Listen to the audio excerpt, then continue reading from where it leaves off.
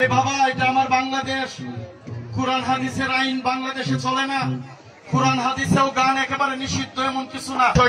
আজকে আমাদের এই সমবেত আমরা যারা এখানে বসছি, মূলত বাংলাদেশের জারি সারি গানের ঐতিহ্য। বাংলাদেশের ঐতিহ্য হয়েছে আমাদের এই জারি সারি বাউল গান। এগুলো আমাদের এই সমাজ থেকে উঠে যাচ্ছে। আমরা যারা ইদানিং করার চেষ্টা করতেছি, এইগুলা বাধা দেওয়ার জন্য একটা শ্রেণী কিন্তু উঠে পড়ে লেগে আছে। যে কোনো ধরনের গান হইলেই হবে না, এগুলা দেওয়া যাবে না। আরে বাবা, এটা আমার বাংলাদেশ। কুরআন হাদিসের আইন বাংলাদেশে চলে না। কুরআন হাদিসেও গান একেবারে নিষিদ্ধ এমন কিছু না।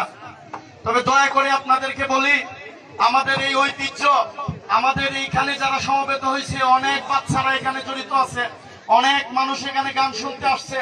যারা আসছে এরা এখানে আজকে রাত্রে মনের খোরাকের জন্য গান শুনতে আসছে।